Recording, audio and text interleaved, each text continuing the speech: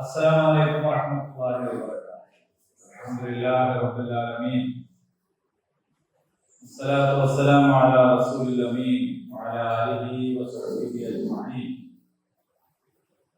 إن أريد إلا الإصلاح ما استطعت وما توفيقي إلا بالله عليه توكلت وإليه أنيب. رب اشرح لي صدري ويسر لي أمري واحلل عقدة من لساني يفقهوا قولي. قال الله تعالى في القرآن المجيد: أعوذ بالله من الشيطان الرجيم. ليس البر أن تولوا وجوهكم قبل المشرق والمغرب ولكن البر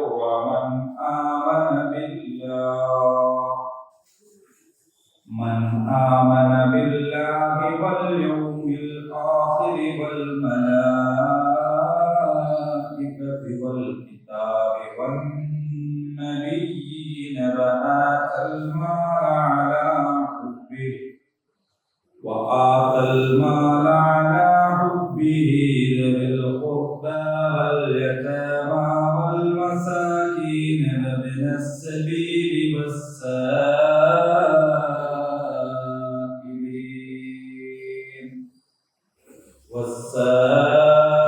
والسائلين وفي الرقاب وأقام الصلاة وآتى الزكاة والموفون بعهدهم إذا عاهدوا والصابرين في البأساء والضراء وحين البأس أولئك الذين صدقوا وأولئك هم المتقون.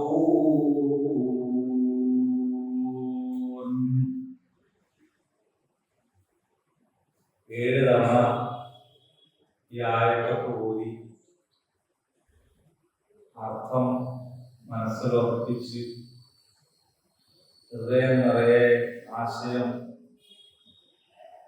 ഉൾക്കൊണ്ട് ഒക്കെ വന്ന നിങ്ങളോട് ഇനി എന്ത് പറയാനാണ്? ഒന്നും പറയാൻ അല്ലാഹു സ്വീകരിക്കുമാറാണ്. കഴിഞ്ഞ ആഴ്ച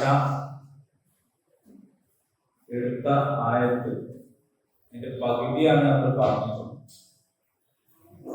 ബാക്കി ഭാഗം കൂടി ഇൻഷാ അല്ലാഹ് ഇന്ന് പൂർത്തീകരിക്കും. ലൈസൽ ബിർറ, പുണ്യമല്ല, നന്മയല്ല, അൻ തുവല്ലൂ വുജൂഹക്കും, നിങ്ങളുടെ മുഖങ്ങൾ തിരിക്കുക എന്നത്, ഖിബലൽ മശ്രിഖി വൽ മഗ്രിബ്, കിഴക്കോട്ടോ പടിഞ്ഞാറോ. നിങ്ങളുടെ മുഖങ്ങളെ കിഴക്കോട്ടോ പടിഞ്ഞാറോട്ടോ തിരിക്കുക എന്നതല്ല. വലാകിൻ, എന്നാൽ അൽബിർറു, ബിർറ് എന്ന് പറഞ്ഞാൽ എന്തൊക്കെയാണ്? അതാണ് ഇവിടെ പറഞ്ഞത്. മൻ ആമന ബില്ലാഹ്, അല്ലാഹുവിൽ വിശ്വസിക്കുക, വൽ യൗമിൽ ആഖിർ, അന്ത്യനാളിൽ വിശ്വസിക്കുക. എന്താ വിശ്വസിക്കുക എന്നൊക്കെ പറഞ്ഞാൽ നമ്മൾ കഴിഞ്ഞ ആഴ്ച വിശദീകരിച്ചിട്ടുണ്ടായിരുന്നു. വൽ മലായിക, മലക്കുകളിൽ വിശ്വസിക്കുക. വൽ കിതാബ്, യഥാർത്ഥമായ ആ ഗ്രന്ഥം, വേദം, അതിൽ വിശ്വസിക്കുക. വൽ നബിയ്യീൻ, എല്ലാ നബിമാരിലും വിശ്വസിക്കുക. ഇത്രയാണ് നമ്മൾ പറഞ്ഞു വെച്ചത്. അപ്പോൾ ഒരാൾ പുണ്യം ചെയ്തു എന്ന് പറയണമെങ്കിൽ അല്ലാഹു തആലയോടുള്ള അയാളുടെ കൂറ് അയാൾ പൂർത്തീകരിച്ചിട്ടുണ്ട് എന്ന് പറയണമെങ്കിൽ ഏതാനും അനുഷ്ഠാനങ്ങൾ മാത്രം നിർവഹിച്ചാൽ മതിയാവുകയില്ല. നമ്മൾ ചിലപ്പോൾ കിബിലക്ക് നേരെ ആവാൻ വേണ്ടിയിട്ട് മറ്റേ യന്ത്രമൊക്കെ വെച്ച് മൊബൈൽ ഉണ്ടല്ലോ കിബില, അതൊക്കെ ഇങ്ങനെ വെച്ച് ഇതിനെ കൃത്യപ്പെടുത്തി ഒരു വര വരച്ച് അതൊക്കെ വേണം, കൃത്യപ്പെടുത്തണം. മസ്ജിദുൽ ഹറാമിന്റെ നേരെ തന്നെ ആയിരിക്കണം നമ്മൾ നിസ്കാരം. ഒരു സ്ഥലത്തേക്കൊന്നും നേരത്തെ പറഞ്ഞതാണ്. പക്ഷെ ഇങ്ങനെയൊക്കെ ചെയ്ത ഒരാൾക്ക് അള്ളാഹുവിൽ വേണ്ടത്ര വിശ്വാസമില്ല. അള്ളാഹ് ഉണ്ടോ?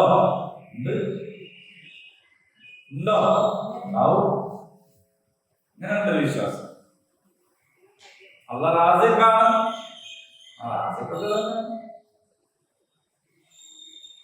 അങ്ങനെ ഉണ്ടല്ലോ. അള്ളാഹു ആദിലാണോ? നീതിമാനാണോ? ആണ്. പിന്നെ പെണ്ണുങ്ങൾക്ക് സ്വത്ത് ഒരുക്കണ സമയത്ത് ചെറിയ അതൊക്കെ പറഞ്ഞാൽ നമ്മള് ഇപ്പോ കാലത്തിനനുസരിച്ച് നമ്മൾ എന്ത് ചെയ്യണം? മാറിയ പോലെ അങ്ങനെ ഉണ്ടാവും. അപ്പൊ അള്ളാഹു നീതിമാനാണ്, അള്ളാഹു പറഞ്ഞ നിയമമാണ്. എന്നാലും അപ്പൊ അള്ളാഹു വിശ്വാസമില്ല എന്ന് പറഞ്ഞാൽ അതിന്റെ അർത്ഥം അല്ലല്ല എന്ന് പറയല് മാത്രമല്ല, അള്ളൊക്കെ ഉണ്ട്. അത് മക്കാ മുശ്രിക്കുകളോട് ചോദിച്ചാൽ പോലും പറയാൻ അള്ളുണ്ട്. അല്ലാണ്ട് ഓരോ അല്ലല്ലാതെ നോക്കി അല്ലല്ല എന്ന് പറഞ്ഞ കൂട്ടർക്ക് അതിനകത്ത് ആയുസ് ഉണ്ടായില്ല. ഇപ്പോഴത്തെ കാലത്ത് തുടങ്ങിയ നൂനബിന്റെ കാലം മുതലേ കാഫിരികളുണ്ട്. പക്ഷെ ഓരോന്നും അല്ലല്ല എന്ന് പറഞ്ഞവരല്ലായിരുന്നു. അല്ലല്ല എന്നുള്ള വർത്തമാനം പഠിത്തു തുടങ്ങിയത് ഒരുപാട് കാലമൊന്നും ആയിട്ടില്ല. നിരീശ്വരവാദം എന്നൊക്കെ പറയുന്നത് വളരെ കുറഞ്ഞ കാലത്തെ ചരിത്രമുള്ളൂ. പക്ഷെ പുരാതന കാലം മുതലേ തന്നെ കാഫിറുകളുണ്ട്. അതിന്റെ കാരണം അവർ അല്ലല്ല എന്നല്ല പറഞ്ഞത്, അള്ളാഹുവിൽ വിശ്വസിക്കേണ്ട പ്രകാരം വിശ്വസിക്കുന്നില്ല എന്നുള്ളതാണ്. അതൊരു വേറെ പലതും അതിനോട് കൂട്ടി ചേർക്കുകയും ചെയ്യുന്നു. ഉടനെ തന്നെ പറയാണ് പരലോകത്തിലുള്ള വിശ്വാസം. ഈ ലോകത്തെ എല്ലാ പ്രവർത്തനങ്ങളും നമ്മൾ ബന്ധിപ്പിക്കുന്ന എങ്ങോട്ടാണ്? പരലോകമായിട്ടാണ്. മലായിക, മലക്കുകളെ കൊണ്ടാണ് അള്ളാഹു അഭൗതികമായ കാര്യങ്ങളൊക്കെ നിർവഹിക്കുന്നതൊക്കെ എങ്ങനെയാണ്? എല്ലാ കാര്യങ്ങളും അങ്ങനെയാണ്. ഭൗതികമായതും അങ്ങനെ തന്നെയാണ്. നമുക്ക് കാണാൻ പറ്റില്ല എന്ന് മാത്രമേ. നമുക്ക് കാണാൻ പറ്റാത്തതൊക്കെ ഇല്ലാത്തതല്ലല്ലോ. നമുക്ക് കുറച്ചേ കാണാൻ പറ്റുള്ളൂ, നമുക്ക് കുറച്ചേ കേൾക്കാൻ പറ്റുള്ളൂ. പിന്നെ കിതാബാണ് അൽ കിതാബ്. പിന്നെ നബിമാരാണ്, നുബുവത്ത് കിട്ടിയിട്ടുള്ള ആൾക്കാർ. അപ്പൊ ഇവരിലൊക്കെ ഉള്ള വിശ്വാസം വളരെ പ്രധാനമാണ്. ഇനി കർമ്മത്തെ കുറിച്ച് പറയാൻ പോവാണ്. നിങ്ങൾക്കാണ് വിശ്വാസം. പിന്നെയോ നിങ്ങളുടെ ബിർറ്, നിങ്ങൾ ശരിക്കും പുണ്യവാന്മാരാകണമെങ്കിൽ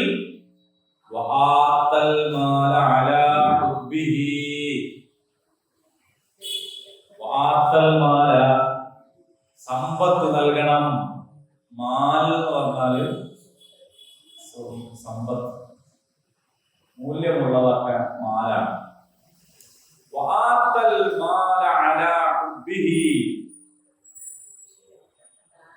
സമ്പത്ത് നൽകണം എന്ന് മാത്രമല്ല, അലാ ഹുബ്ബിഹി, അതിനോട് ഇഷ്ടമുണ്ടായിരിക്കുന്നതാണ്. അതിനെക്കുറിച്ച് വ്യത്യസ്തമായ വിശദീകരണങ്ങൾ ഉണ്ട് കേട്ടോ. അതിലൊന്ന് ഈ എന്നൊക്കെ പറയുന്നത് ലമീർ എന്നാണ് നമ്മൾ അറബിയിലെന്ന് പറയുന്നത്. നമ്മൾ മലയാളത്തില് ഓന്, ഓള്, അത് എന്നൊക്കെ പറയില്ലേ? നല്ല മഴയുണ്ട്. ആ മഴ ഉണ്ടല്ലോ, ആ മഴ എന്ന് പറയുമ്പോ നമ്മൾ നേരത്തെ പറഞ്ഞതിനെ പറ്റിയാണ് ഞാൻ പറയുന്നത്. അതുണ്ടല്ലോ, ഭയങ്കര വെള്ളമുള്ള മഴ. അപ്പോ അത് എന്ന് പറഞ്ഞാൽ അവിടെ അത് എന്ന് പറഞ്ഞാൽ മഴയാണോ? ഇന്നലെ നമ്മളെ വീട്ടില് കബീർ വന്നു. ഓ പറയാണ് എന്ന് പറഞ്ഞ യുവൻ എന്ന് പറഞ്ഞ ആരാണ്? കബീറാണ്. അപ്പൊ തൊട്ടു മുമ്പേ നമ്മൾ പറഞ്ഞ ഒരു നാമത്തോടാണ് അടുത്തത് ചേർക്കുക. അപ്പൊ ഇവിടെ അലാ ഹുബ്ബിഹി എന്ന് പറയുമ്പോൾ അല്ലാഹുവിനോടുള്ള സ്നേഹം എന്ന് പറഞ്ഞവരുണ്ട്. ഖുർആനിൽ വേറെ സ്ഥലത്തുണ്ട് വയതുഅമൂന തആമ അലാ ഹുബ്ബിഹി മിസ്കീനൻ വയതീമൻ വഅസീറാ. അവർക്ക് ഇഷ്ടമുണ്ടായിരിക്കെ, അപ്പൊ അവിടെ 3 വിശദീകരണമുണ്ട്. അവര് ഇഷ്ടമുണ്ടായിരിക്കെ ഭക്ഷണം കൊടുക്കുന്നവരാണെന്ന് പറഞ്ഞാൽ അള്ളാഹിനോടുള്ള ഇഷ്ടം കൊണ്ട് അതിഥികൾക്കൊക്കെ ഭക്ഷണം കൊടുക്കുക. വേറെ അവർക്ക് ഭക്ഷണത്തിനോട് ഇഷ്ടമുണ്ടായിരിക്കെ അവർക്ക് വേണ്ടിയിരിക്കെ തന്നെ അവരെന്ത് ചെയ്യുക, കൊടുക്കുക. വേറെ അതിന്റെ അർത്ഥം എന്താ വെച്ചാൽ ഈ കൊടുക്കുക എന്ന് പറയുന്ന പ്രവർത്തനം തന്നെ അവർക്ക് ഇഷ്ടമുള്ള ഒരു കാര്യമായതുകൊണ്ട് കൊടുക്കുക. ഇങ്ങനെ വ്യത്യസ്തമായ അർത്ഥങ്ങൾ അവിടെ അതിന് പറഞ്ഞിട്ടുണ്ട്. അതുപോലെ ഇവിടെ അള്ളാഹുവിനോടുള്ള ഇഷ്ടം കൊണ്ട് എന്നും വേണമെങ്കിൽ പറയാം.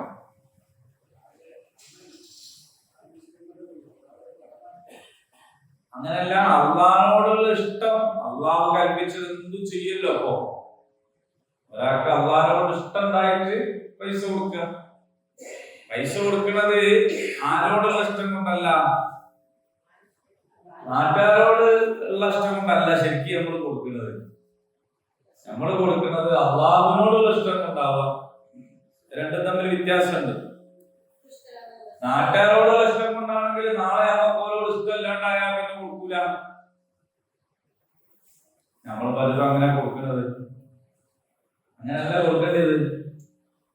കൊടുക്കേണ്ടത് അള്ളാഹിനോടുള്ള ഇഷ്ടം കൊണ്ടാണെങ്കിൽ പിന്നെ ഓനെ ഞാനുമായിട്ട് ഇഷ്ടമുണ്ടോ ഇല്ല എന്നുള്ളത് വിഷയമുള്ള കാര്യമല്ല. അർത്ഥം കഷ്ടപ്പെടുന്നുണ്ട്, കഷ്ടപ്പെടുന്നുള്ളത് യാഥാർത്ഥ്യമാണെങ്കിൽ ഓന് കൊടുക്കാം. എനിക്ക് ഓനെ ഇഷ്ടമുണ്ടോ ഇല്ല എന്നുള്ളത് വേറെ കേസ്. എനിക്ക് ഇഷ്ടമുണ്ടായതല്ല കൊടുക്കുന്നത്. എന്റെ അള്ളാഹിനോട് എനിക്ക് ഇഷ്ടമാണ്. എന്റെ അള്ളാഹിന്റെ പടപ്പ് കഷ്ടപ്പെടുന്നത് കൊണ്ട് ഞാൻ ഓന് കൊടുക്കൂ. ഓന് കൊടുക്കുന്നത് എനിക്ക് ഓനോട് ഇഷ്ടമുണ്ടായിട്ടല്ല. ഓനോട് ഇഷ്ടമില്ലാതിരിക്കാൻ പല കാരണം ഉണ്ടാവാം. പക്ഷേ അള്ളാഹിനോട് എനിക്ക് ഇഷ്ടമായതുകൊണ്ട് ഞാൻ കൊടുക്കുകയാണ്. പിന്നെ ഒരു അർത്ഥമുള്ളത് അലാ ഹുബ്ബിഹി എന്ന് പറഞ്ഞാൽ ഈ സമ്പത്തിനെ കുറിച്ച് തന്നെയാണ് പറയുന്നത്. സമ്പത്തിനോട് ഇഷ്ടം. സമ്പത്തിനോട് എങ്ങനെ ഇഷ്ടം ഉണ്ടാവുക? വ്യത്യസ്ത രീതിയിൽ.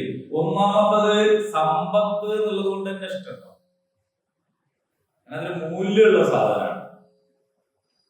നമ്മള് വീട്ടിൽ നിന്ന് ആവശ്യമില്ലാത്തതൊക്കെ പുറത്തിട്ടാളുമ്പോ ഈ ഇട്ടാളുകൾ എന്തായിരിക്കും? മൂല്യമില്ലാത്തത്, വേസ്റ്റ്.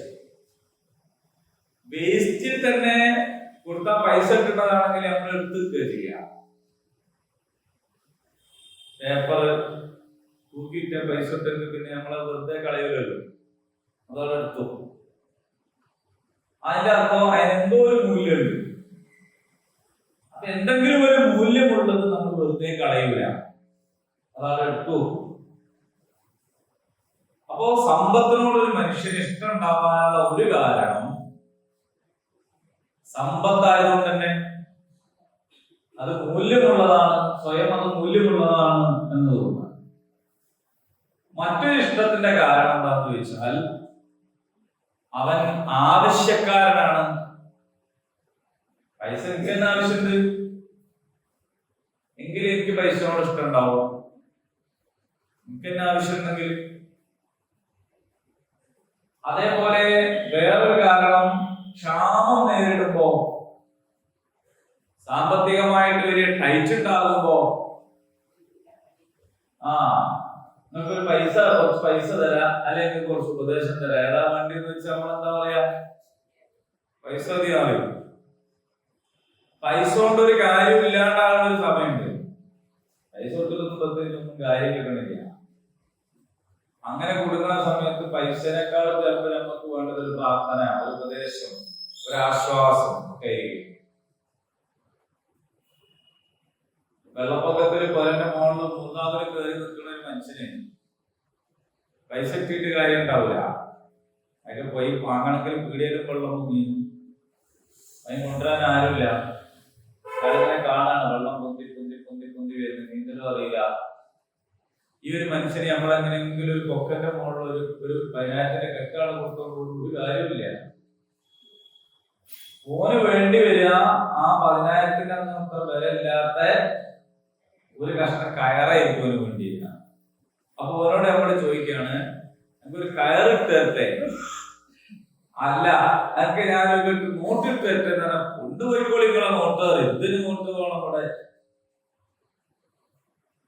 അപ്പൊ അറിവില്ലാത്ത അന്തല്ലാത്തൊരു കാലത്ത് നമ്മൾ വിചാരിക്കും പൈസ ഉണ്ടെങ്കിൽ ബാക്കിയൊക്കെ ഉണ്ടാവും.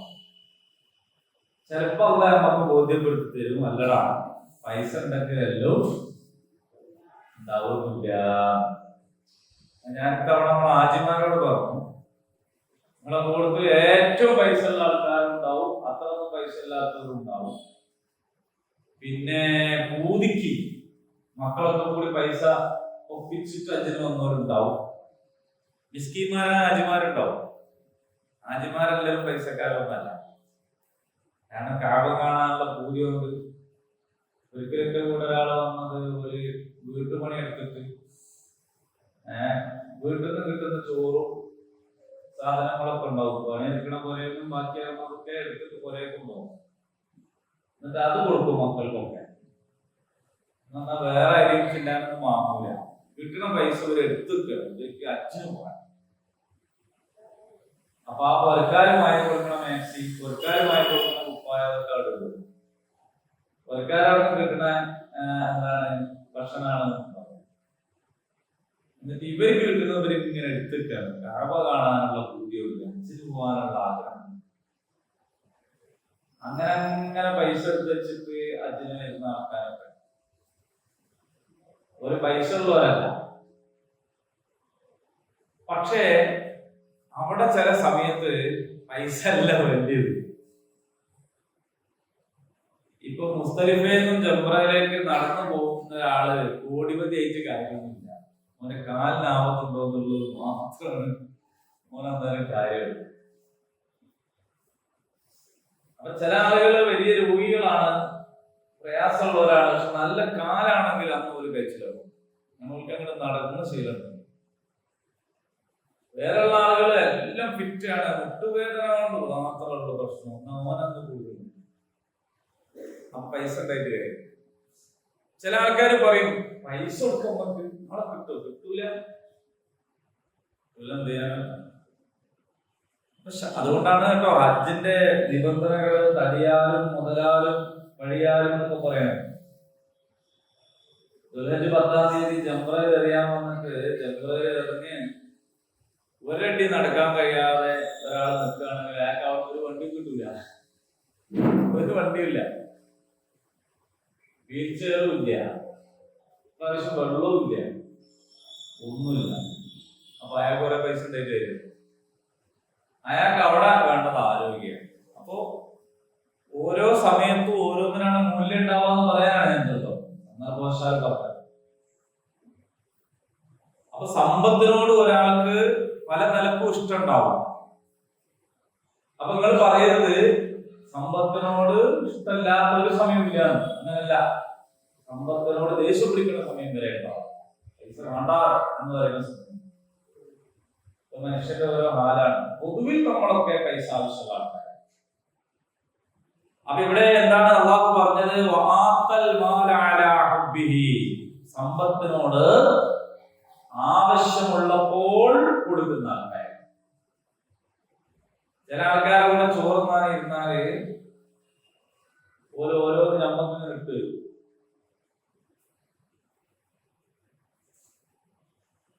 ഓത്തർച്ച് വരട്ടുണ്ടാവും. അത് ഓരോടുത്ത് ഞമ്മക്ക് തരും. ഓ എന്തൊരു സ്നേഹം! ഇതൊരു സ്നേഹമല്ല, ഒരു കൊളസ്ട്രോൾ അയച്ചാൽ ഓനെ തിന്നാൻ പറ്റൂല.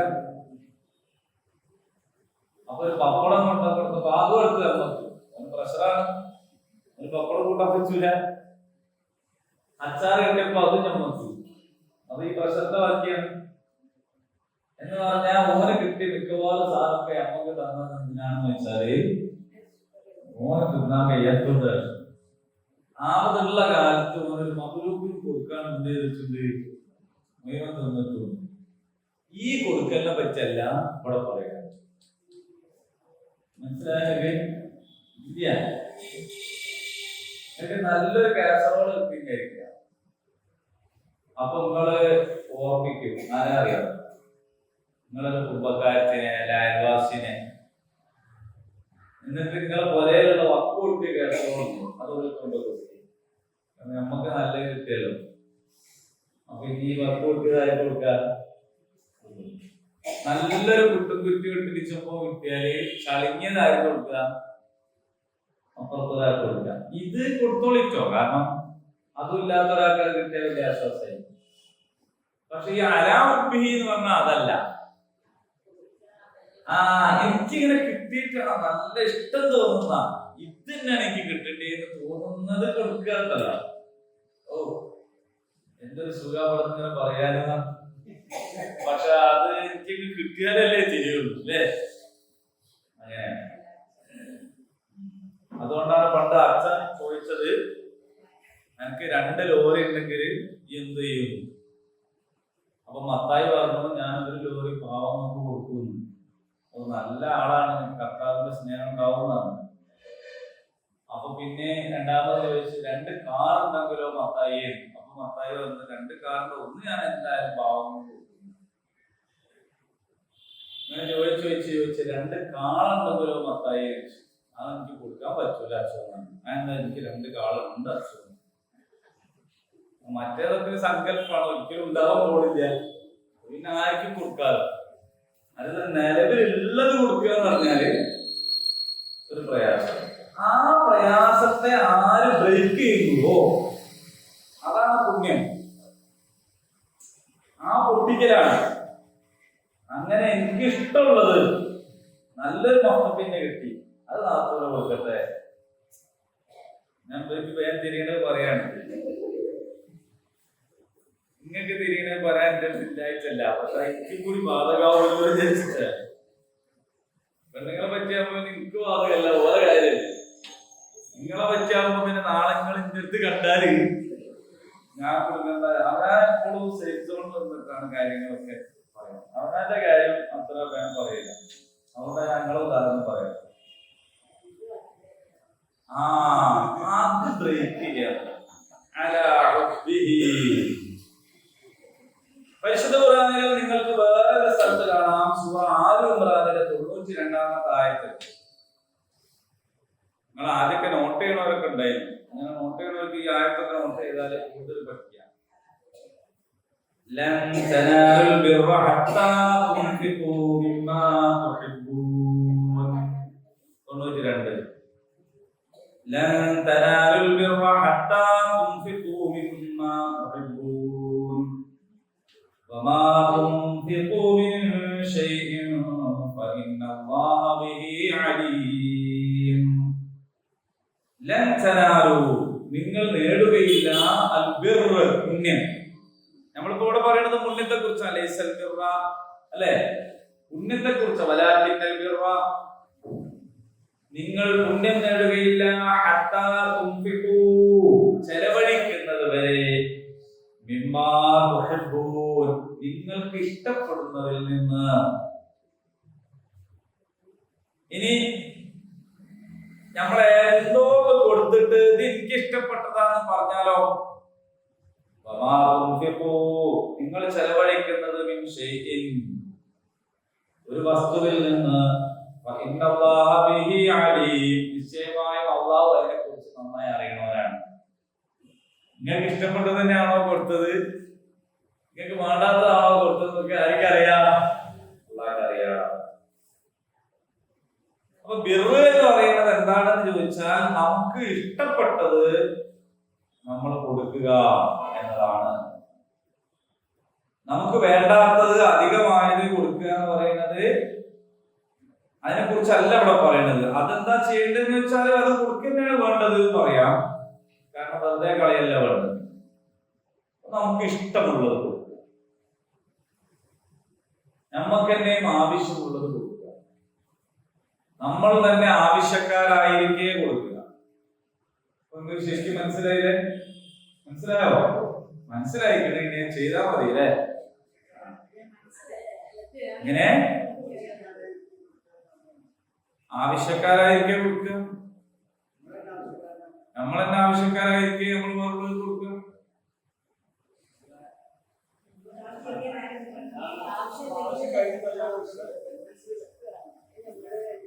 നമ്മൾക്ക് ആവശ്യമുണ്ടായിരിക്കെ നമ്മൾ കൊടുക്കുക.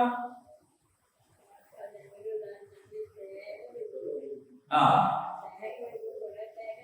ആ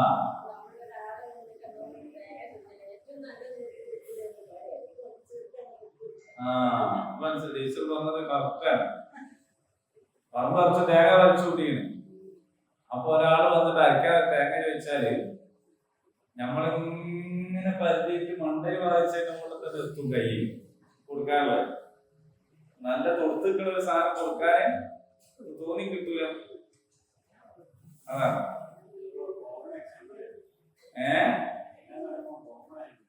അതാണ് പെണ്ണുമൊക്കെ വളരെ. അപ്പോ നോട്ട് പോലും നിങ്ങൾ ആലോചിച്ചു, വെറുതെ വെറുതെ ചിന്തിച്ചു നോക്കും. നോട്ട് പോലും നമ്മളെ കയ്യില് 100ന്റെ നോട്ട് കുറെ ഉണ്ട്. കൊടുക്കുന്ന ഏത് 100ന്റെ നോട്ടിനും ഒരേ മൂല്യമാണ്. എന്നാലും കൊടുക്കുമ്പോ നമ്മൾ നല്ല നോട്ടാണോ കൊടുക്കുക, ചുളിഞ്ഞ നോട്ടാണോ കൊടുക്കുക? വെറുതെ ചുളിഞ്ഞ നോട്ടിനും നല്ല നോട്ടിനും ഒരേ മൂല്യമാണ്. നോക്കിനൊക്കെ ഉണ്ടാകലുണ്ട്, ഒരേ മൂല്യമാണ്. നിങ്ങൾ ആലോചിച്ചു, മൂല്യത്തിൽ പോലും മാറ്റമില്ല. ഈ 100 റുപ്യ കൊണ്ട് കിട്ടുന്ന അതേ സാധനം മറ്റേ 100 റുപ്യ കൊണ്ട് കിട്ടുള്ളൂ. എന്നാൽ പോലും കൊടുക്കാൻ നേരത്ത് ഇങ്ങനെ തെരഞ്ഞിട്ട് ഏതാ കൊടുക്കുക? അപ്പൊ നിങ്ങളെ പറ്റിയല്ല ഞാൻ പറയാം. ഞാൻ പറയേണ്ടത് വേറൊരു കൂട്ടരെ കുറിച്ചാണ്. നമ്മളൊക്കെ രക്ഷപ്പെട്ട ആൾക്കാരാണോ? നിങ്ങൾക്കാരാണോ സന്തോഷം? ഈ പ്രാവശ്യം ഞാൻ നേർക്ക് നേരെ കണ്ടനുഭവിച്ച ഒരു സംഗതിയെ പറയാം. വെള്ളം കിട്ടാണ്ട്, വെള്ളത്തിന് ആർക്കെങ്കിലും കാഴ്ചിട്ടുണ്ടോ? ഇല്ല. നോമ്പിന് കാഴ്ചതല്ലേ, അല്ലാണ്ട് ശരിക്കുള്ള ദാഹം. ദാഹിച്ച് 51 ഡിഗ്രി ചൂട്, കഠിനമായ വെയില്, അങ്ങനെ ഒരു തണൽ എന്തെങ്കിലും കിട്ടി അതിൻ്റെ ഉള്ളിൽ പോയി നിൽക്കാൻ ആള് പാഞ്ഞു പോയി ആള് കൂടുന്ന ഭയങ്കരമായ അവസ്ഥയായിരുന്നു പ്രാവശ്യത്തെ. അപ്പൊ അവിടെ എന്റെ അടുത്ത് ഞാൻ അങ്ങനെ കാണാണ്, ആർക്കും വെള്ളമില്ല, എല്ലാരും യാചിക്കുക വെള്ളത്തിന്. ദേശം വെള്ളം വരുവാൻ ചോദിക്കുമ്പോൾ കൊടുക്കുന്നില്ല, കാരണം അയാളെത്തില്ല, അയാളും ഇതായിക്കാണ്. അങ്ങനെ എല്ലാവർക്കും പ്രാവശ്യത്തെ ഒരു സെക്യൂരിറ്റി സിസ്റ്റം ഒക്കെ സംഭവിച്ചതാണ്. അപ്പൊ ആർക്കും വെള്ളം കിട്ടും.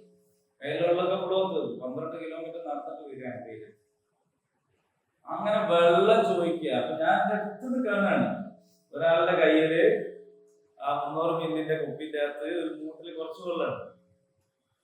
മൂപ്പര് ഇരിക്കല്ല, വീണ് പോവുക ചെയ്ത. വീണ് അത് എടുത്തിട്ട് കുടിക്കാൻ നേരത്തെ വേറെ ആള് അപ്പൊ ഇയാൾ നേരെ അതങ്ങോട്ട് കൊടുത്തു. ഞാൻ വിചാരിക്കുന്നു അയാൾ കൊടുക്കുമ്പോഴും പ്രതീക്ഷിച്ചത് ഒരാൾക്ക് കുടിച്ചിട്ട് ബാക്കി കൊടുക്കുക.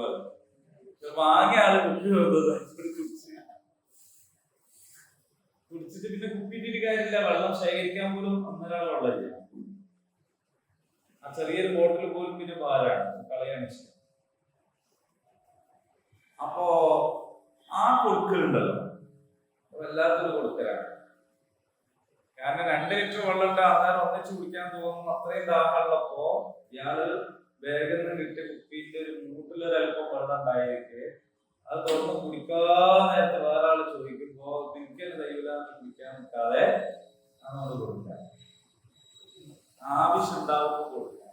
ഇത്ര മഹത്തരമായ ഒരു സ്ഥാനമായിരിക്കും പടച്ചവന്റെ ആ ഹാജിക്ക് കിട്ടിയിട്ടുണ്ടാവുക എന്നുള്ളതാണ്.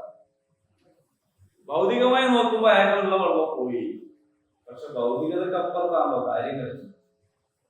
അതാണ് ഇഷ്ടം ഉണ്ടായിരിക്കെ വേണം ഉണ്ടായിരിക്കും. അല്ലാണ്ട് നമ്മളെ കണ്ടമാനം കുടിച്ച് നമുക്ക് ഇനിയിപ്പോ വെള്ളം ആവശ്യമില്ല, ഈ കുപ്പിയിൽ വെള്ളം ഇറങ്ങിയ ഒരു ഭാരാണ് എന്നാ ഈ കുടിച്ചാല് എന്ന് പറയുന്നതിനെ കുറിച്ചല്ല കേട്ടോ.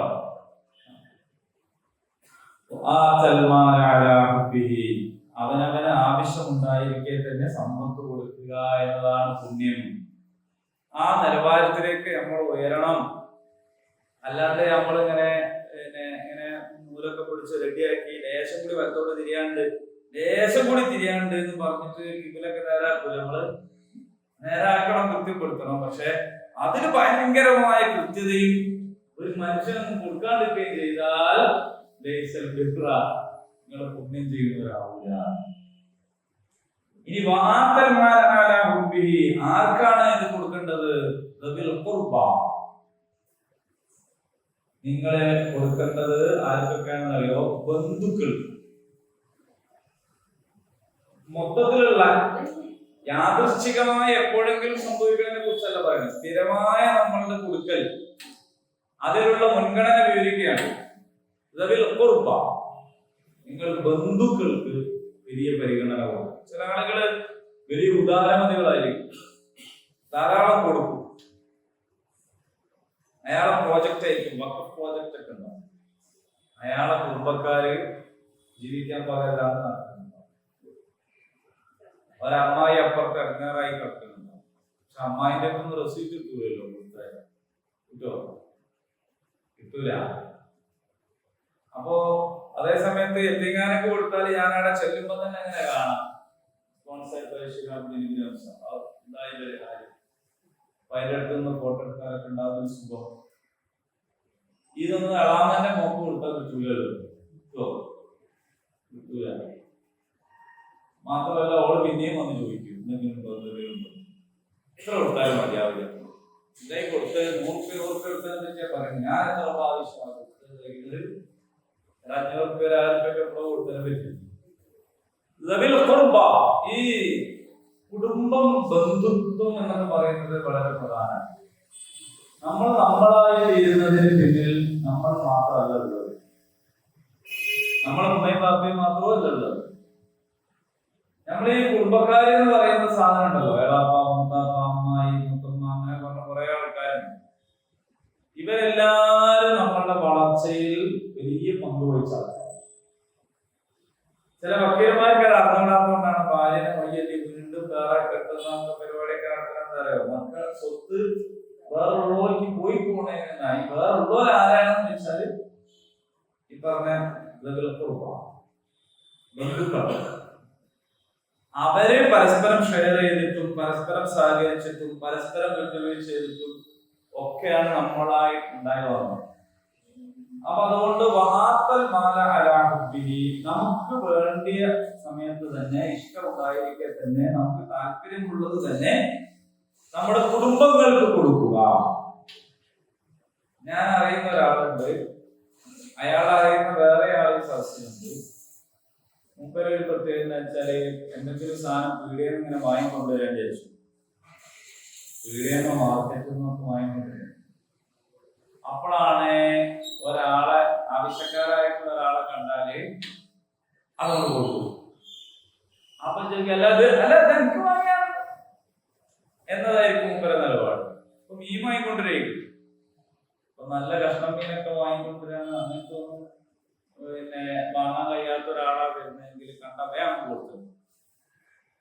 അപ്പൊ കൊടുക്കണത് എന്തിനാന്ന് വെച്ചാല് പിന്നെ അപ്പൊ ഈ വാങ്ങിയ ആൾ അത്ഭുതപ്പെടുക, നിങ്ങൾ കൊണ്ടല്ല എന്ന് പറയും. അങ്ങനത്തെ ഒരാള്. അപ്പോ അത് ആരാ അഡ്രസ് തന്നേരി അറിയാം.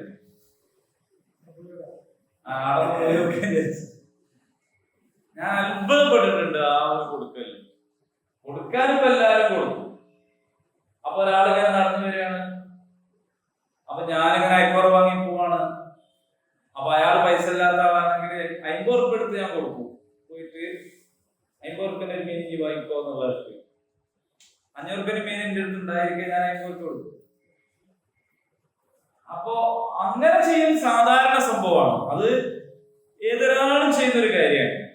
ഞാൻ കൂട്ടാൻ പൂജിച്ചു വാങ്ങിയ ഒരു സാധനം കൊടുക്കാൻ കഴിയാന്ന് പറഞ്ഞാല് അതൊരു ചെറിയ കാര്യമല്ല. മനസ്സിലാകുന്നത്? അങ്ങനത്തോരുണ്ട്. അത് സഹാബകളുടെ കാലത്ത് മാത്രമല്ല, ഇപ്പോൾ ജീവിച്ചിരിക്കുന്നവരെ ചെയ്യാൻ പറയും. കുടുംബക്കാരായ ആളുകൾ നമ്മളെപ്പോലെ സൗകര്യങ്ങളില്ലാത്തവരാണെങ്കിൽ പ്രത്യേകിച്ചും അവരെ നമ്മുടെ സൗകര്യങ്ങളിൽ പരിഗണിക്കുക. അവരെ നമ്മള് പ്രത്യേകിച്ച് അവർക്ക് കൊടുക്കുക. നമുക്ക് വേണ്ട സാധനം തന്നെ നമ്മൾ അവർക്ക് കൊടുക്കുക എന്ന് പറയുന്നു. പിന്നെ വല്യത്താമ, കുടുംബമാണ് ഏറ്റവും അടിസ്ഥാനം കൊണ്ടാണ് അത് ആദ്യം പറഞ്ഞത്. അവരെയാണ് നമ്മൾ പരിഗണിക്കുന്നത്. വല്യത്താമ, പിന്നെ അനാഥരായ ആളുകൾ. യത്തീം എന്ന് പറഞ്ഞാൽ ആരാണ്? യത്തീം എന്ന് പറഞ്ഞാൽ സംരക്ഷണം ആവശ്യമുണ്ടാകുന്ന പ്രായത്തിൽ മാതാപിതാക്കൾ മരിച്ചുപോയവരാണ് യത്തീം എന്ന് പറയുന്നത് സാങ്കേതികമായി. ഒരു 10-65 വയസ്സുള്ള ആള് ഞാൻ യത്തീമാണ്, എനിക്ക് ഉമ്മയും ബാപ്പയും ഇല്ല, യത്തീമക്കൾ മുതലിക്ക് തന്നാല് ഞാൻ അവകാശം എന്ന് പറഞ്ഞാൽ പറ്റില്ല. അങ്ങനെ നോക്കുകയാണെങ്കിൽ ഇവിടെ ഇരിക്കുന്ന പല ആൾക്കാർ യത്തീമക്കളായിരിക്കും, ഉമ്മയും ബാപ്പയൊക്കെ മരിച്ചുപോയി. പക്ഷെ ഓർക്ക് യത്തീമക്കളെ പൈസ ഹലാലാവൂല. എന്താ കാരണം? ഉമ്മയും ബാപ്പ എപ്പോഴെങ്കിലും മരിച്ചിട്ട് കാര്യമില്ല. നമ്മുടെ സംരക്ഷണം, നമുക്ക് സംരക്ഷണം ആവശ്യമുള്ള സമയത്ത് എന്താണ് മരണപ്പെട്ടു പോയ മാതാപിതാക്കൾ മരിച്ച അവസ്ഥയാണ് യത്തീം. ആ യത്തീമുകൾക്ക് നമ്മൾ കൊടുക്കുക. നമുക്ക് ഇഷ്ടമുള്ള ഒരു സാധനമാണ്, പക്ഷെ അത് നമ്മൾ യത്തീമിന് കൊടുക്കും. പണ്ടൊക്കെ കല്യാണപ്പുരയിൽ ചോറ് ബാക്കിയായാലും യത്തീംഖാനെ കൊണ്ട് കൊടുക്കുക അല്ലേ? ഇപ്പൊ യത്തീംഖാനൊന്നും എടുക്കുകയല്ല, കാരണം അവിടെ കൃത്യമായ മെയിനും സംവിധാനമൊക്കെ ആയിരിക്കും. നമ്മുടെ നാട്ടിൽ ഇഷ്ടം പോലെ ഉണ്ട് യത്തീമുകൾ, അപ്പൊ അവർക്ക് കൊടുക്കുക. പിന്നെ മിസ്കീന്മാർക്ക് കൊടുക്കുക. മിസ്കീൻ എന്ന് പറഞ്ഞാൽ ആരാണ്? വരുമാനമുണ്ട്, പക്ഷെ അതിനേക്കാൾ കൂടുതൽ അടിസ്ഥാനപരമായ ചെലവ്, വരുമാനത്തിനേക്കാൾ കൂടുതൽ ചെലവാക്കുന്ന എല്ലാവരും മിസ്കീന്മാരല്ല കേട്ടോ. അത് സ്വഭാവ ദൂഷ്യാണ്. സാമ്പത്തിക അച്ചടക്കമില്ലാത്തവരും അങ്ങനെ ചെയ്യാം. പരമാവധി വാങ്ങുക, പരമാവധി ചെലവാക്കുക എന്ന് പറയുന്ന സിസ്റ്റം അതല്ല ഈ പറയുന്നത്. ശരിക്കും തന്നെ അവർക്ക് കുറഞ്ഞ വരുമാനമുള്ളൂ, അവരുടെ അടിസ്ഥാന ആവശ്യങ്ങൾ തന്നെ അതിനേക്കാൾ കൂടുതലാണ്. അതോടൊപ്പം അവര് മാന്യന്മാരായിരിക്കും, ആളുകൾക്കിടയിൽ കൈ നീട്ടുകയോ വായാരം പറഞ്ഞ് നടക്കുകയോ ഒന്നും ചെയ്യും. അങ്ങനെയുള്ളവരാണ് മിസ്കീൻ എന്ന് പറയുന്നത്. അവര് നിങ്ങളുടെ സഹായത്തിന് പ്രത്യേകമായി അർഹരാണ്, അത് അവർക്ക് അറിഞ്ഞു കൊടുക്കണം.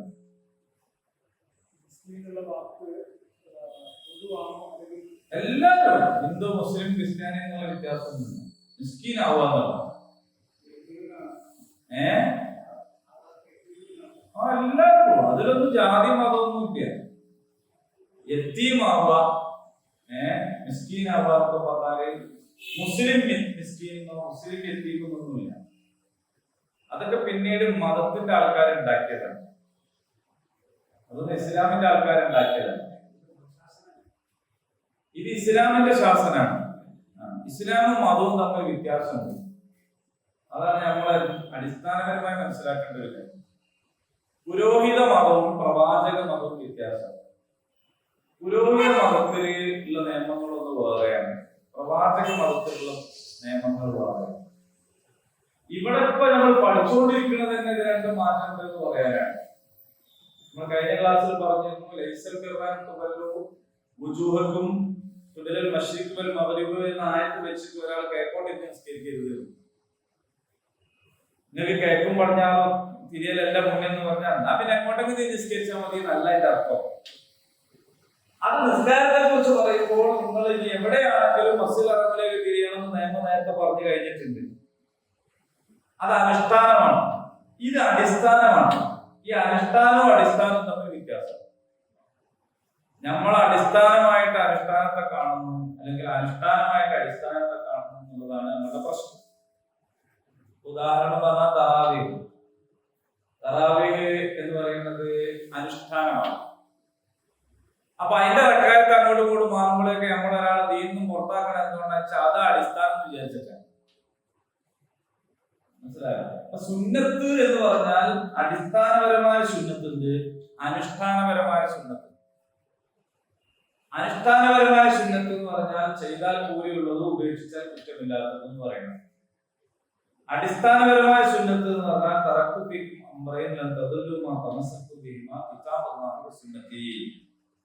രണ്ട് കാര്യം ഞാൻ നിങ്ങൾക്ക് വിട്ടേച്ചു പോകുന്നു, അത് മുറുകെ പിടിച്ചാൽ നിങ്ങൾ പഠിച്ചു പോവുകയില്ല. ഒന്ന് അള്ളാന്റെ കിതാബാണ്, മറ്റൊരു എന്റെ ചര്യയാണ്. ആ സുന്നത്താണ്. അപ്പൊ എന്റെ ചര്യയാണ് എന്ന് പറഞ്ഞ സുന്നത്താണ് അടിസ്ഥാനം. ആ വിട്ടാ പിന്നെ ദീനുണ്ടാവും. അതിൽ പെട്ടതാണ് ഇതൊക്കെ.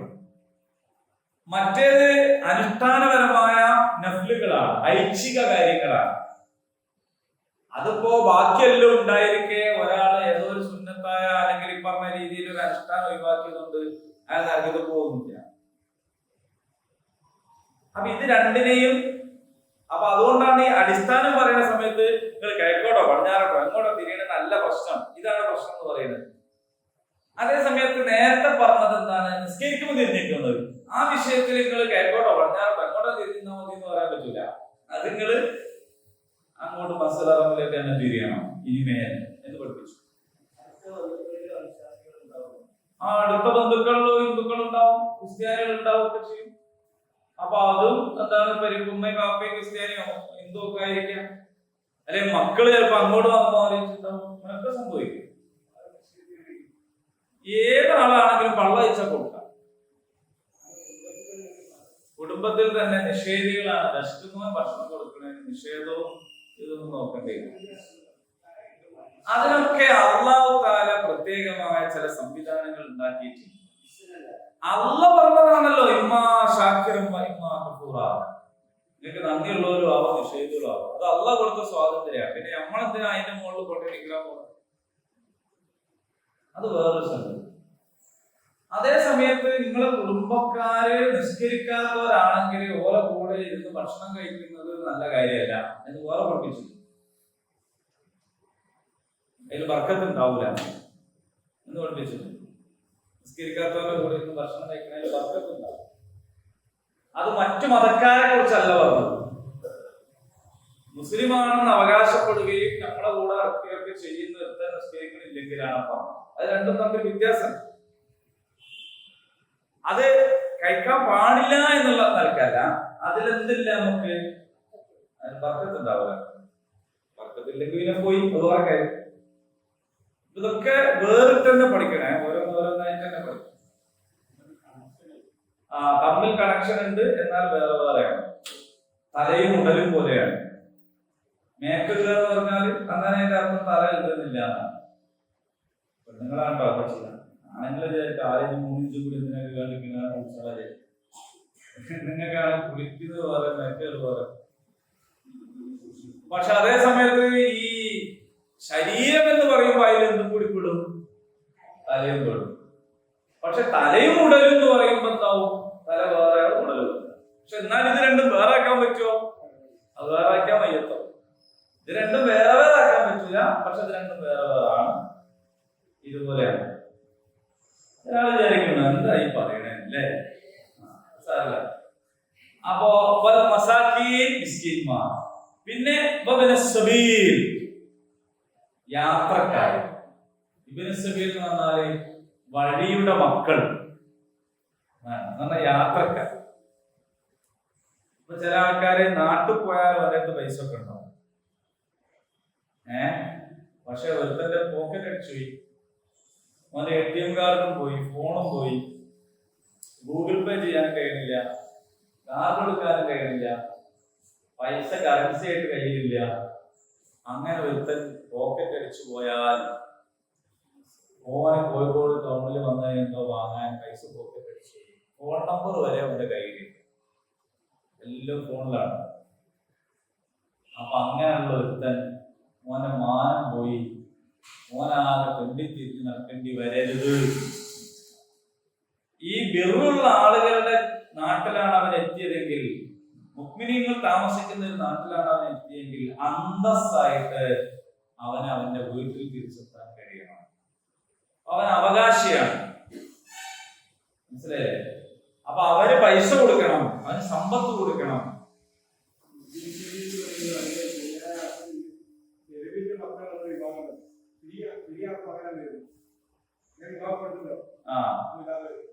അപ്പൊ മുഫസ്സിറുകൾ പറയുന്നത് എന്താണെന്ന് ചോദിച്ചാൽ ഈ അഭയാർത്ഥികൾ ഉൾപ്പെടെ ഇതിൽ പെടുന്നതാണ്.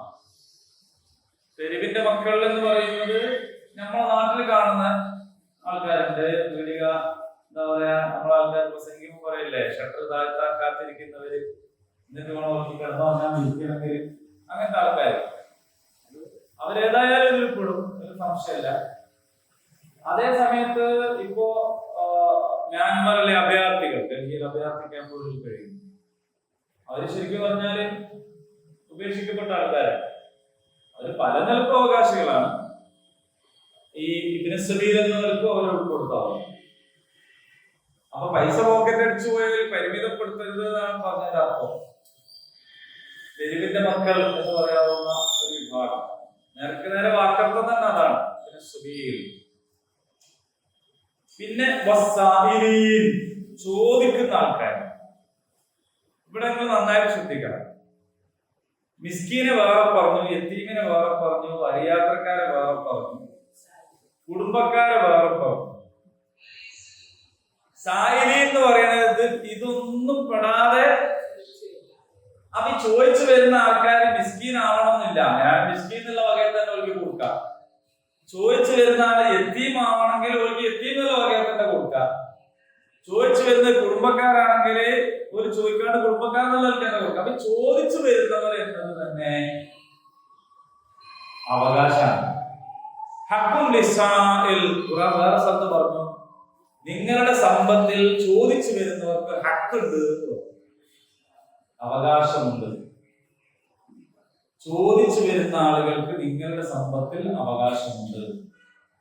ഒരാൾ നമ്മുടെ മുമ്പിൽ എന്തെങ്കിലും തെളിയുന്നു എന്ന് കൈ നൽകുന്നത് അവന്റെ ജനന സർട്ടിഫിക്കറ്റ് മുതല് അവന്റെ എല്ലാ സർട്ടിഫിക്കറ്റും ഹാജരാക്കാതെ തന്നെ അവന് നിങ്ങൾ വല്ലതും കൊടുത്തേക്കാം.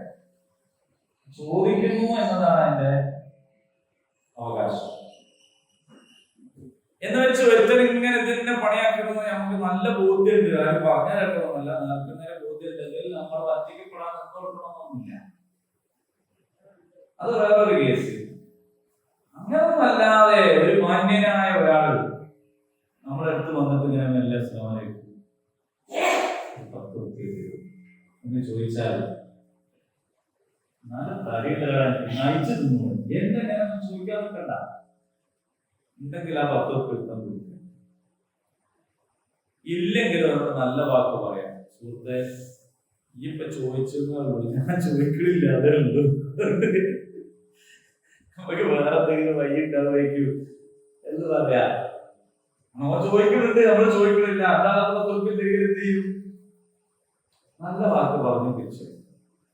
ആക്ഷേപിക്കരുത്, മാനം കെടുത്തരുത്. ചോദിച്ചു വരുന്നവർക്ക് ഈ അവകാശം.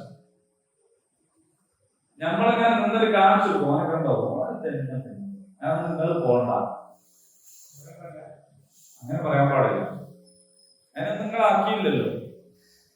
നമ്മളെ ഏൽപ്പിച്ച പണി എന്തെല്ലാം ചെയ്യാൻ, നമ്മള് ഏൽപ്പിച്ച പണിയൊന്നും എടുക്കാണ്ട് നമ്മൾ ഓവർ ഡ്യൂട്ടി ചെയ്യാണ്. എല്ലാരും ചൂഷണത്തെ രക്ഷപ്പെടുത്താൻ എനിക്ക് ഭയങ്കര ബുദ്ധി. ഇവരൊക്കെ ചൂഷണത്തിൽ പെടാൻ പോവാണ്, ഇവരെല്ലാരെയും ഇവര് പറ്റിക്കും. എനിക്ക് പക്ഷെ അങ്ങനെയല്ല, നല്ല തിരിച്ചറിവാണ്. ആളുകളൊക്കെ നല്ലതാണോ ചീത്തെന്ന് അറിയാനൊക്കെ എനിക്ക് കഴിയും എന്നൊരു സാധനം അതിൻ്റെ ഉള്ളിൽ ഉണ്ടല്ലോ. അല്ലെങ്കിൽ ഓനും അറിയാലോ സൂക്ഷിക്കാൻ. എഴുതണേ, ഓന് കൊടുക്കുമ്പോ നോക്കണേ എന്നിങ്ങനെ പറയുമ്പോ എനിക്ക് മാത്രമല്ലല്ലോ ഓനും തിരിയല്ലോ. അപ്പോ അതിന് പോണ്ട, അവനാന്റെ പണിയെടുത്താൽ പോരെ. പ്രത്യേകിച്ച് ഖുർആൻ ആവർത്തിച്ചു പറഞ്ഞൊരു സാധനമാണ് അല്ലേ? ചോദിച്ചു വരുന്നവരെ നീ ആട്ടി അകറ്റരുത്. അപ്പൊ ഇതൊന്നും പറയുമ്പോ ഇതൊന്നും അറിയില്ല. ഇങ്ങനത്തെ ആൾക്കാരുണ്ടാവും, ഒരു കാലത്ത് ഇങ്ങനത്തെ ആൾക്കാരുണ്ടാവും എന്നൊക്കെ അറിഞ്ഞൂടെ? ചോദിച്ചു വരുന്നവരെ നിങ്ങൾ നന്നായിട്ട് വിശദമായി പഠിക്കണം എന്ന് ഖുർആൻ പറഞ്ഞില്ലല്ലോ. ഖുർആൻ അങ്ങനെ പറഞ്ഞ സ്ഥലമുണ്ടല്ലോ. നിങ്ങളെത്തേക്ക് ഒരുത്തന് ഒരു വാർത്തയുമായിട്ട് വന്നാൽ നിങ്ങൾ വിശദമായി അത് പഠിക്കണം എന്ന് പറഞ്ഞ ഖുർആന് അതേ പദം ഉപയോഗിച്ച് പറയാലോ. ചോദിച്ചു വരുന്നവരെ കുറിച്ച് നന്നായി പഠിക്കണം എന്നിട്ട് കൊടുക്കാവൂ എന്ന് പറയാലോ. അങ്ങനെ പറഞ്ഞിട്ടില്ലല്ലോ. അപ്പൊ അതുകൊണ്ട് ചോദിച്ചു വരുന്ന ആൾക്കാര് കുറെ പറ്റിക്കുന്നവരായിരിക്കും. സ്വാഭാവികം. ചോദിച്ച് ഒരാൾ ശീലിച്ചാൽ അയാൾ ആകെ അന്തസ്സില്ലാതാവും, അതും സ്വാഭാവികം. ചോദിക്കുന്ന ഏതെങ്കിലും ഒരാൾ നല്ല അഭിമാന ബോധത്തോടു കൂടി നെഞ്ചു വിരിച്ചിട്ട് ചോദിക്കണമെങ്കിൽ ഇനി ചോദിക്കുന്നത് മാത്രമല്ല, ചോദിച്ച് ശീലമുള്ള ഒരാള് ഏതെങ്കിലും ഒരു സമയത്ത് നിൽക്കണമെങ്കിലുണ്ടല്ലോ. ഓൻ നിങ്ങളോട് ചോദിക്കാൻ നേരത്തെ മാത്രമല്ല, ഓൻ ചോദിക്കുന്ന ഒരാളാണെങ്കിൽ ഓൻ എപ്പോഴും ഇങ്ങനെ നിൽക്കുക.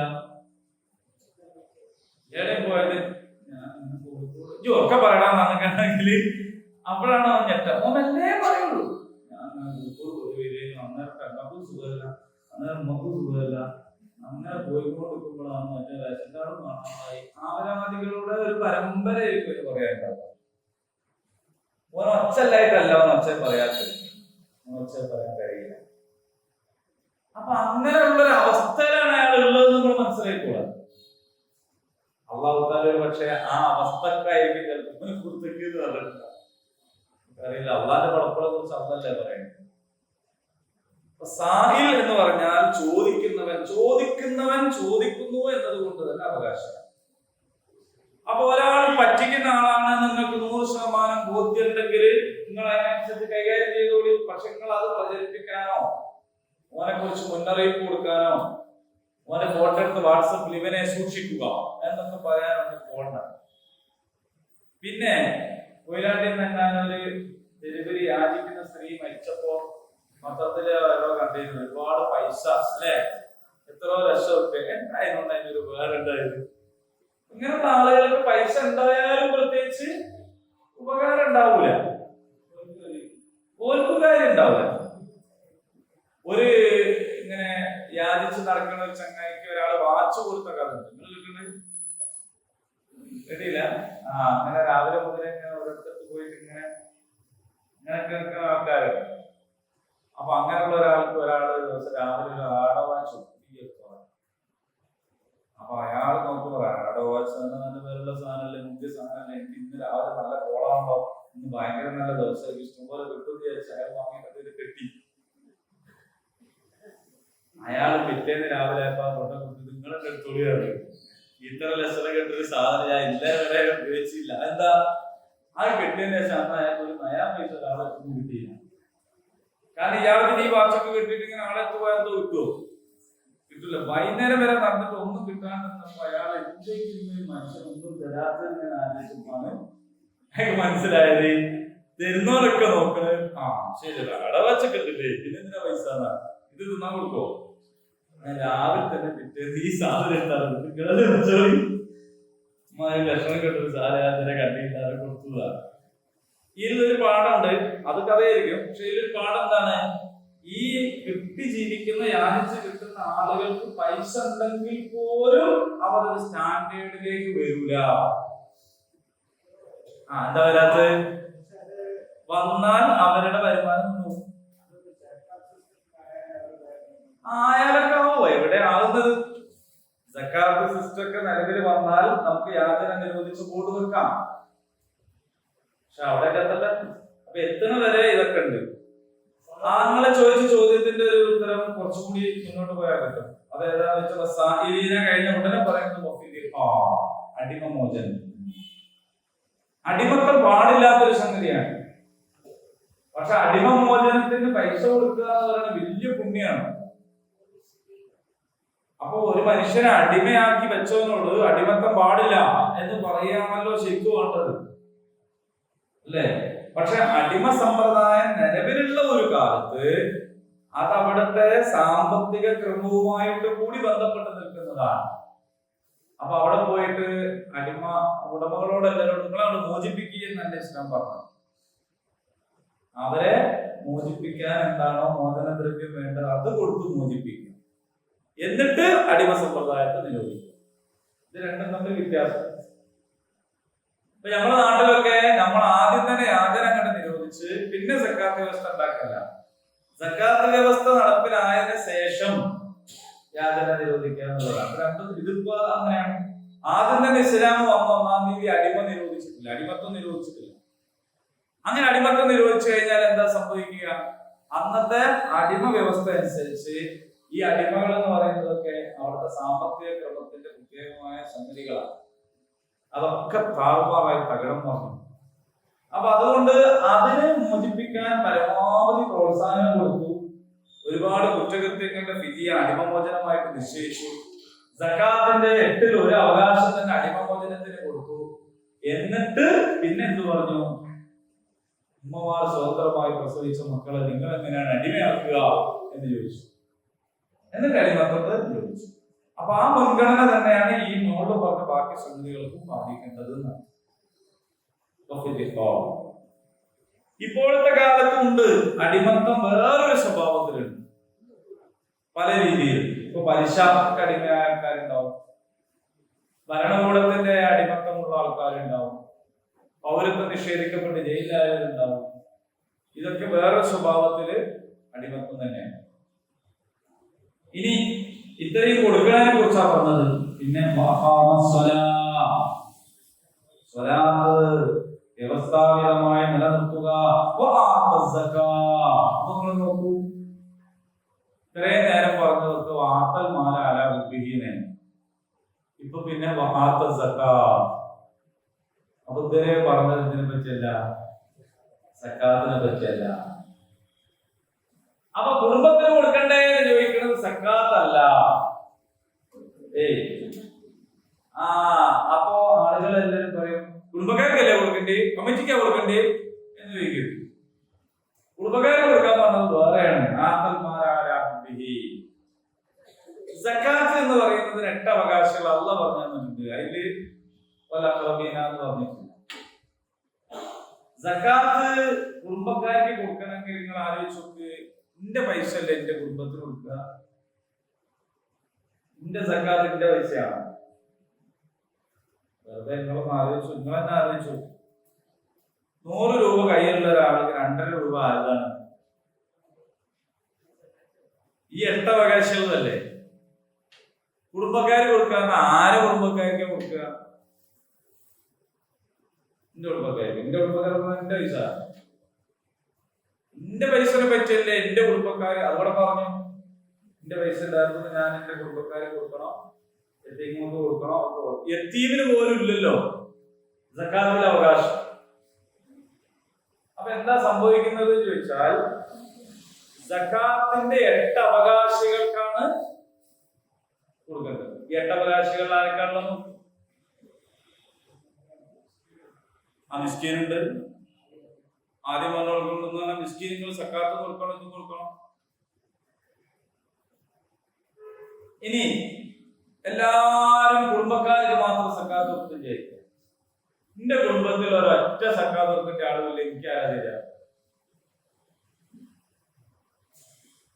നിങ്ങൾ ആലോചിച്ചു, അള്ളാഹു താലാന്റെ ദീനാണല്ലോ. അള്ളാഹ് യുക്തിയില്ലാത്ത ദീൻ ഉണ്ടാക്കോ? അള്ളാഹു ഒരു യുക്തിയുള്ള ദീനല്ലേ ഉണ്ടാക്കുള്ളൂ. ഇപ്പൊ കക്കോടി മഹലില് എല്ലാരും സക്കാത്ത് കുടുംബക്കാർ കൊടുക്കും എന്ന് വിചാരിക്കുക. സക്കാത്ത് കൊടുക്കേണ്ടതായ പൈസക്കാരുള്ള കുടുംബം അല്ലാത്ത, അങ്ങനത്തെ ഒറ്റ ആളില്ലാത്തൊരു കുടുംബം ഉണ്ട് വിചാരിക്കുക. ഒരു കാര്യം കൊടുക്കുക, ഒരു കഷ്ടപ്പെടുന്നത്. അതുകൊണ്ടാണ് സക്കാത്തിന് 8 അവകാശം. അത് ഇന്ന ആളുകൾ കുടുംബം ഒന്നുമില്ല. അത് ആ 8 അവകാശികൾക്ക് എല്ലാവരിൽ നിന്നും ബൈത്തുൽ മാലിലേക്ക് ഇസ്ലാമിക ഗവൺമെന്റ് ഉള്ളിടത്ത് ഭരണാധികാരികൾ അത് പിടിച്ചെടുത്തിട്ട് കൊടുക്കണം. അത് പിടിച്ചെടുക്കണം എന്നാ പറഞ്ഞതും, പോയിട്ട് യാചിക്കണം എന്നൊന്നുമല്ല എന്നാണ്. അത് നിങ്ങൾ പിടിച്ചെടുക്കുക എന്നാണ്. അത് വേറെയാണ്. അതുകൊണ്ടാണ് അത് രണ്ടും വേർതിരിച്ചു പറഞ്ഞത്. സക്കാത്ത് നൽകുക, പാലിക്കുക, തങ്ങളുടെ കരാറ്. കരാറിൽ ഏർപ്പെട്ട് കഴിഞ്ഞാൽ